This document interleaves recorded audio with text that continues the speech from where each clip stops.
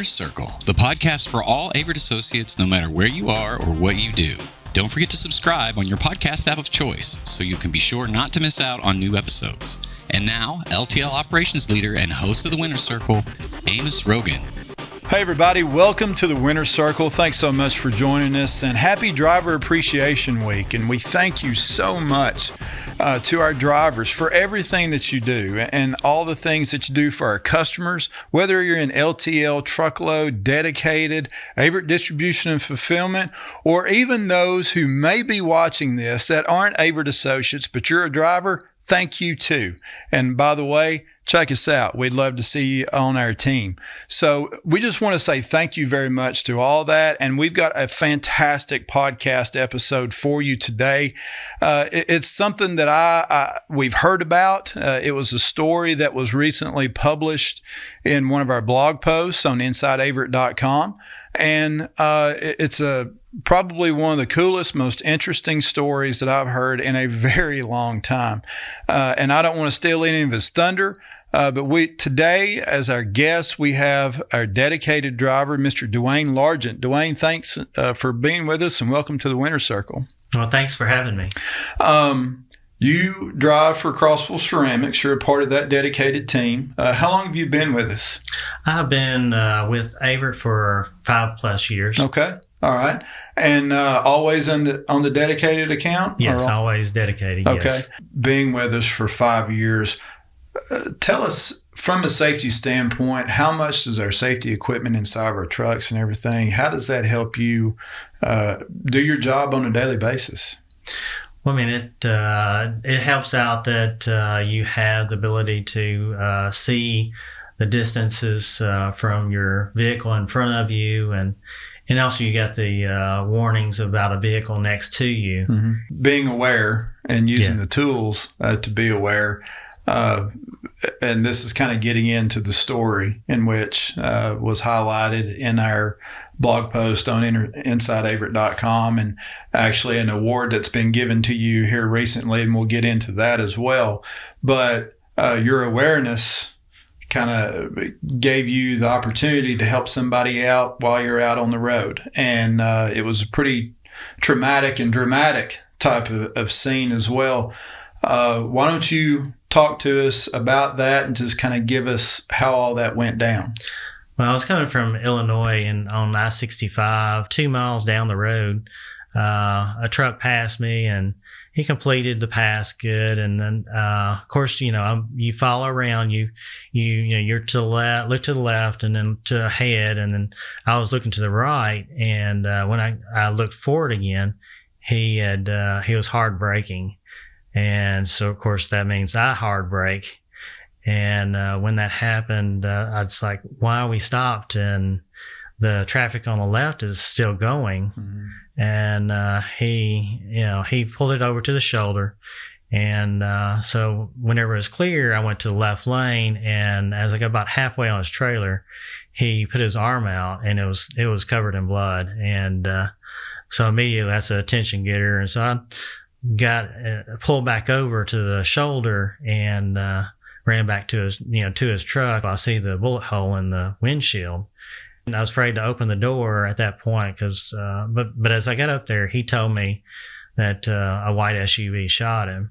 Mm. And I was just in complete awe because I couldn't believe this happened. Yeah. And as I say, it was traumatic for the fact that I've never been in a situation where, a person had been shot.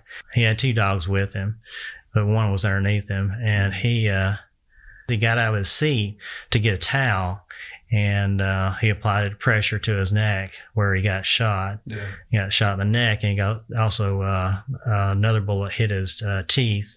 Of course, at that point, I dialed 911, and I couldn't hear 911. They couldn't hear me too well. So he was already doing everything that needed to be done. He was conscious. He was applying pressure, and I needed to get them on the way. So anyway, I was talking to 911 and gave him the location. And so as soon as I did that, I went back to his driver's door, and probably the hardest thing, one thing that you don't want to ever hear. At least I did not want to hear that, but he says, "I don't want to die." Yeah. And that was the hard part about it, is that he, was in that realization that he could die at that moment. Yeah. And at some point, I applied pressure to his neck when I was talking to 911, and within 2 minutes, actually, a trooper showed up, and I was relieved because it was a lot going on there. And the ambulance showed up about 5 minutes later. I ran up there to them to let them know he'd been shot in the neck. When they finally got the gurney back there, we got him out of the truck and got him on it. And then the second ambulance that was on the call showed up. So we transferred him from one gurney to another gurney, and he stayed in that ambulance probably over an hour. Wow. But on scene, and they stayed there. During this time, though, there was a helicopter medevac that showed up, and they had to work on him so long that they shut the engines off on the helicopter. And so, in my mind, once he got in the ambulance, I had no idea how he was doing. Sure. And for me, that's pretty hard to be in a situation like that, and you just pray that he's going to pull through. Absolutely. So he, as soon as he got in the ambulance, then of course, an investigation started. The trooper started asking me what I saw, and then after that, then they wanted to get the footage off the camera, which they were starting to, they were doing too.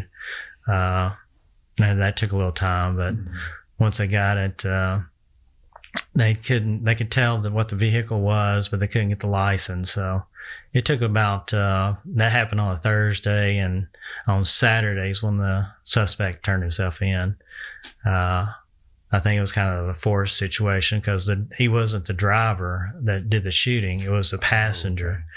So it was pretty hard to live with the fact and then not knowing whether he made it or not. They did put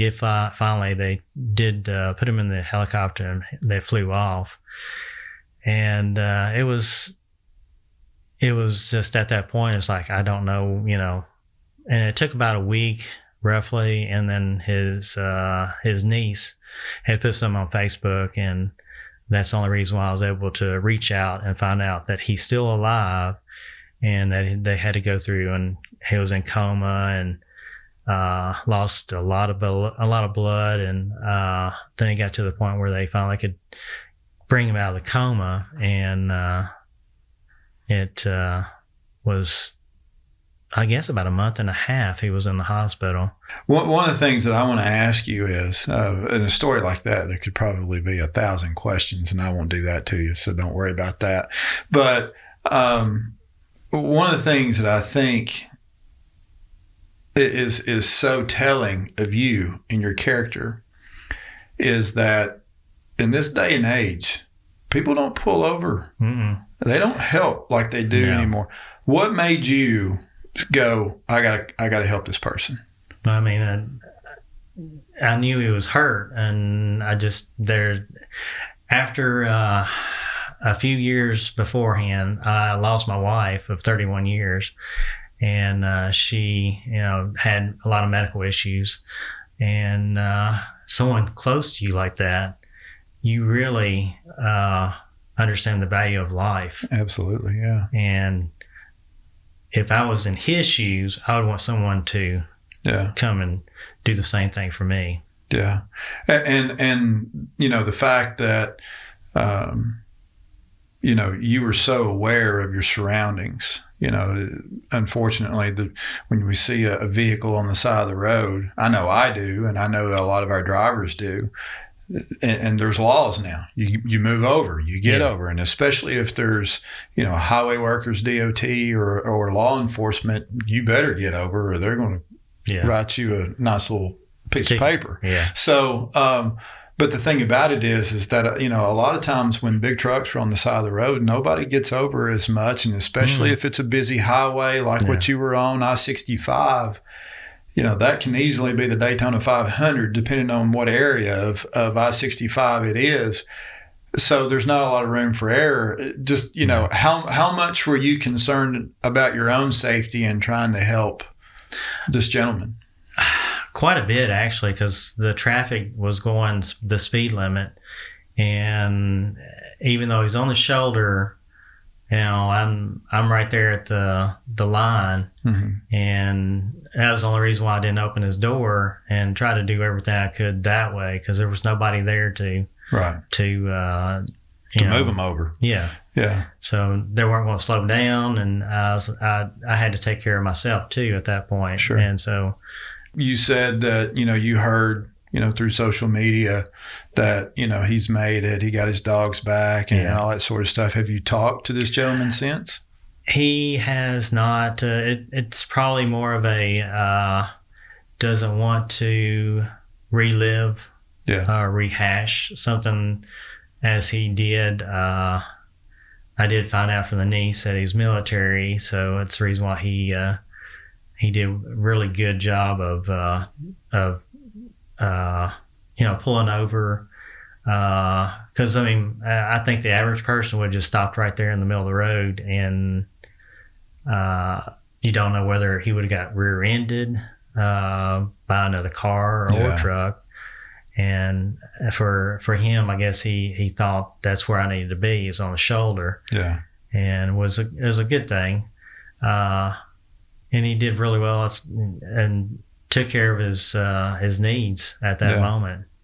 So, Duane, I know that the Trucking Industry Defense Association, otherwise known as TIDA, has given you an award for your actions on that day and the help and the assistance that you gave to this driver who, just unfortunately, just such a random thing that just happened, to him. And often, we've said this even in our uniform catalogs, our drivers are our heroes, and you've obviously been called one, and I would call you one as well. How do you see yourself as far as, just how all this went down and when people kind of want to put you on a pedestal and that type of thing, how do you view it from your seat? I don't view myself as a hero. I feel like that I was a person that did what everybody should do, and respect people's lives. You never know. That could be you instead. Yeah, absolutely. I think what you did embodies a lot of what we try to promote within our culture. In being safe and being very aware of the general public. It's not just us out there, it's everybody's out there. Yeah. Those types of things. Do you feel like, in a sense, I'm not going to say that the Averitt culture made you do this. I think that's 100% you. But how do you maybe see some parallels with how you answered a call and fulfilled a purpose that was called upon you in that time? How do you see our Averitt culture kind of being in the same way, helping our customers, helping each other, that sort of thing? That's as far as our customers, that's, you try to work with your customers, and that is, a two-way street. They appreciate you and I appreciate them for being able to work together as we do. And it's associates too. You see a truck that's broke down, your associate maybe stuck on the side of the road. You never know what the situation is, and try to help when you can. And that's just a normal thing that you would want anybody to do. My goodness, but what a story! And the thing about it is I feel like that we're always put in the right place at the right time in order to answer a call, and you certainly did. And we thank you so much for answering that call, but also thank you for what you do for us on the Averitt team as well. And I wish we could have 150 more Duane Largents in our fleet. And maybe you can work on that, okay? But thanks for being on the podcast today. Well, thank you.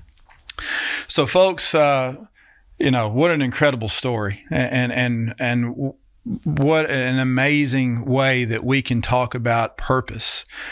We all have a purpose. We all have a purpose in what we do, or otherwise we probably wouldn't be working here right now. So we're fulfilling a purpose. But the thing about it is that we can't forget that purpose is what drives us. It gives us the opportunity to know what our true calling is. And that purpose can change based off the season in our lives. And if you look at it from our leadership team, they were promoted from within, so their purpose changed as their roles went forward and upward. So don't ever think that you're at your ceiling, because you are limiting what you can do with the purpose and the calling that has been put on to your life. So when you think about that, think about how you can be a positive influence either on the dock or in the office, how you can help our customers grow our business and find solutions for them and their problems and issues with their transportation needs, or just simply look at it from the standpoint of being in the right place at the right time, just like what Duane did. That's the purpose that we can all tap into. And drivers especially, I want to say thank you because of the purpose that you are serving on our team and moving our countries and our customers' freight on a daily basis that is providing such an economic need in our country overall. You are doing the right things every single day, and we thank you. You are the face of this company. You are the driving force of our future, and you are what keeps us in the winner's circle. So we thank you. Be blessed, be safe, and we'll talk to you next time.